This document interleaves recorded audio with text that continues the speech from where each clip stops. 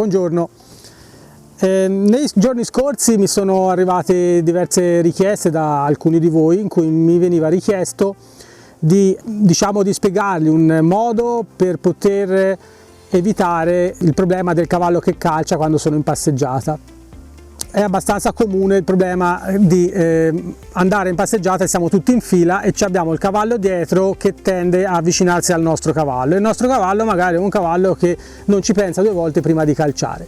E mi è stato chiesto di come poter fare per risolvere questo problema, che è un problema abbastanza pericoloso, in quanto chiaramente una pedata ad un cavallo, soprattutto se è ferrato, secondo dove prende l'altro cavallo o se prende la persona sopra, può essere veramente importante come danno che provoca, no?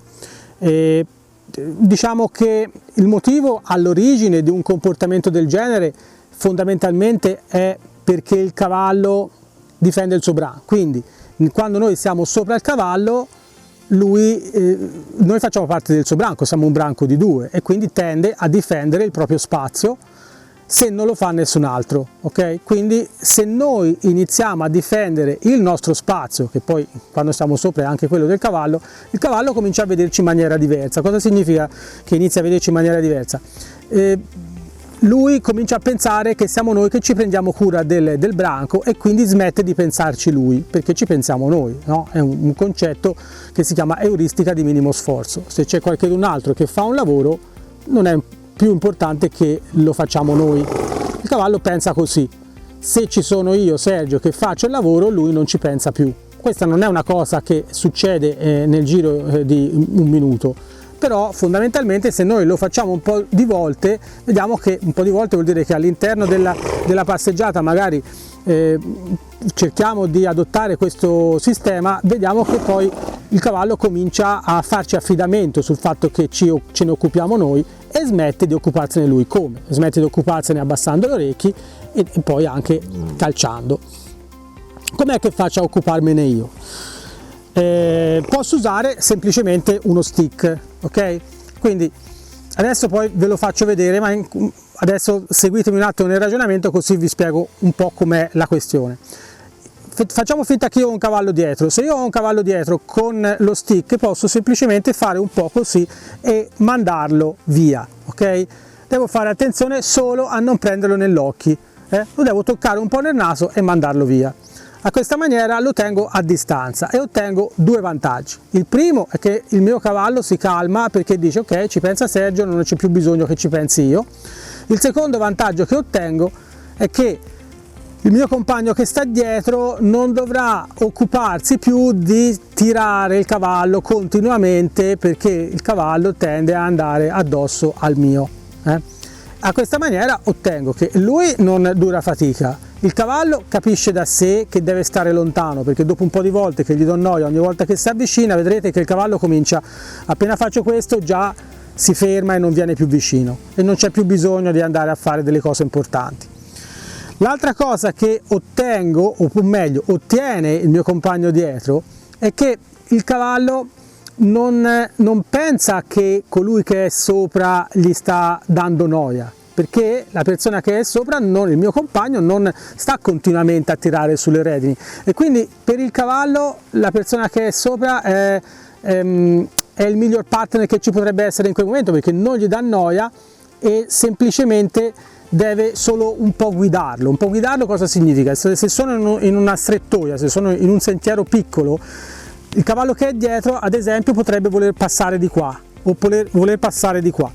La persona che è dietro deve solo tenerlo con le redini, con il naso verso la mia coda, in modo che al momento che si avvicina io lo posso mandare indietro e non devo ritrovarmi il cavallo qua, che poi potrebbe diventare difficoltoso. Ad ogni modo, se succede, basta che io metta il mio stick qua in modo che il cavallo, se vuole passare accanto a me, deve trovare uno spazio più grande e non si avvicina a sufficienza per andare a dare fastidio alla percezione del suo spazio vitale al mio cavallo. Ci sono cavalli dominanti che questo spazio è molto grande, cavalli meno dominanti, più amichevoli, che questo spazio è quasi inesistente. Come hanno un cavallo accanto sono contenti. Il mio cavallo ad esempio, Eros, è un cavallo che se un altro cavallo gli sta a 15 metri è più contento che se gli sta a 1 metro, però se me ne occupo io di questa faccenda, allora lo prende anche vicino, cioè lo sopporta anche vicino, ok? Allora, adesso io e Agnese con il suo cavallo vi faremo vedere cosa intendo per questo esercizio. Questo esercizio ha un nome, si chiama Beep Beep Game e è la cosa più naturale che potete utilizzare per far sì che il vostro cavallo smetta di calciare, ok? Allora, vieni Agnese, vieni dietro a me, andiamo dall'altra parte di là del campo, così da lontano vedano bene quello che facciamo.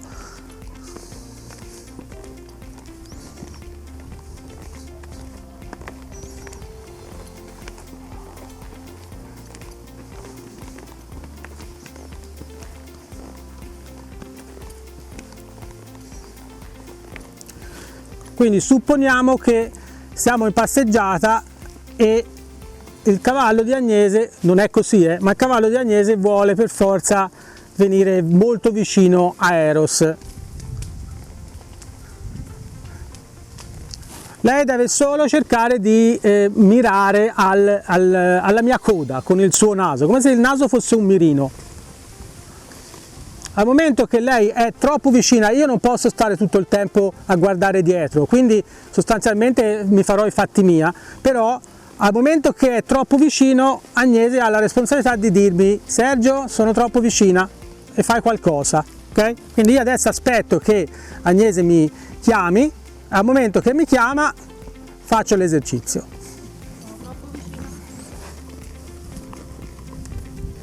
E vado avanti. Non importa fare tanto, è solo una questione di dargli un pochino fastidio. Dai, vieni di nuovo.